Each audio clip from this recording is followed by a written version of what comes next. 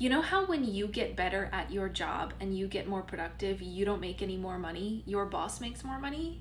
And you don't get to leave early, they just give you more work. Yeah, democratic socialism would fix that. I first heard about democratic socialism 10 years ago with Bernie Sanders. There was a lot of fear mongering then, and there's a lot of fear mongering now, and a lot of it is based on just outright lies.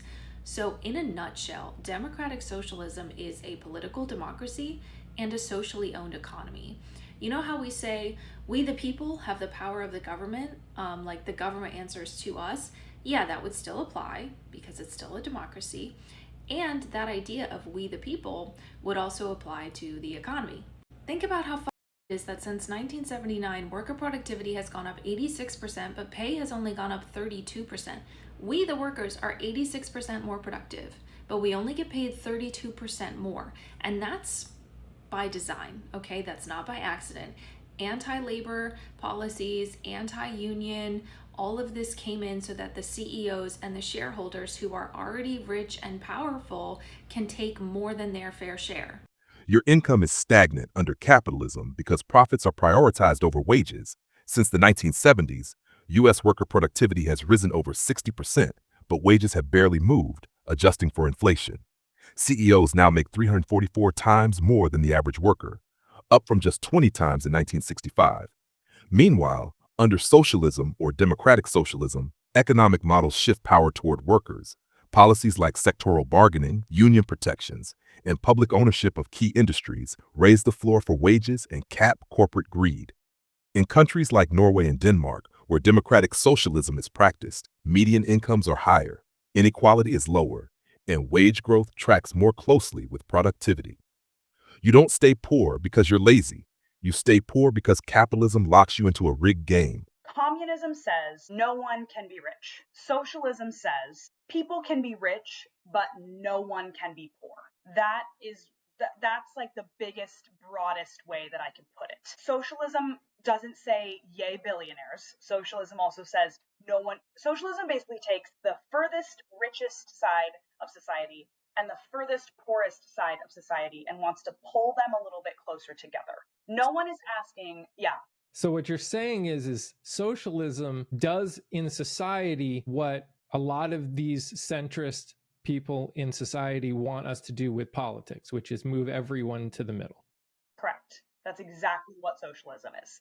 It's people can be rich, but no one should be poor when there are rich people. That's it. It's a fairer distribution of wealth. Dr. Martin Luther King was a democratic socialist, and shortly before his assassination, he really started to criticize capitalism. Here's my favorite quote from him. "We must recognize that we can't solve our problems now until there's a radical redistribution of economic and political power. This means a revolution of values and other things. We must see now that the evils of racism, economic exploitation, and militarism are all tied together. You can't really get rid of one without getting rid of the others." He said that less than a year before he was assassinated. In the wake of Trump's inauguration and the completely inhumane things he's about to do, there will inevitably be protests, and politicians and political pundits will disingenuously make calls for peace. And I want to remind you, we need to be fighting for liberation, not just for ourselves, but globally, because truly, none of us are free until we are all free.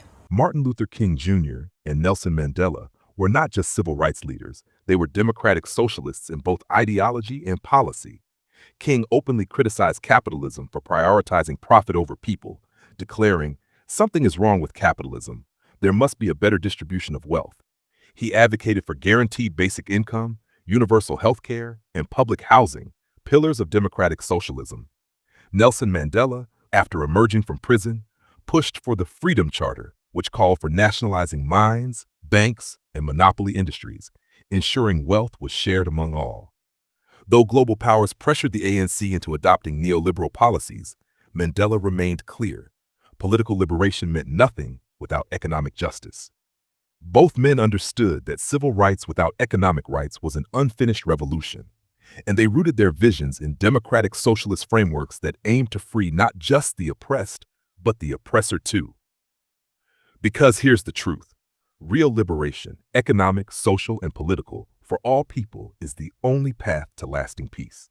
But the world too often dismissed those calls as radical instead of visionary. Liberation for Black, Indigenous, and oppressed peoples isn't a threat to others. It's the key to harmony. Until every voice matters, no peace is sustainable. It's not about flipping the power. It's about dismantling the systems that keep anyone beneath. That's the soul of democratic socialism: shared humanity, shared prosperity. What do you say to people that say that socialism is too radical for Michiganders? It's not radical. I think the system we have right now is completely radical, right? The idea that 1% of people own more wealth in the bottom half of the country, I think it's actually 3 individuals that own more wealth, or that 41% of families can't meet their basic needs. That is a radical society. What I'm talking about and what DSA is talking about is one where children aren't going to be in poverty, where they're going to have schools, they're going to have mental health, they're going to have health care, where there's going to be some equality, and that workplaces will make decisions democratically and unions will be strong. That is not a radical society. What we have now is radical, not what we could be.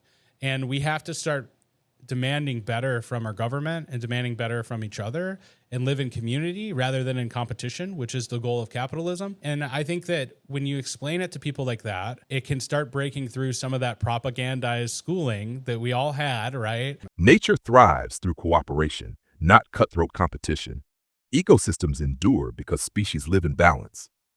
Trees share nutrients through underground fungal networks, bees and flowers rely on each other, and even predators help regulate healthy populations. Humans are no different.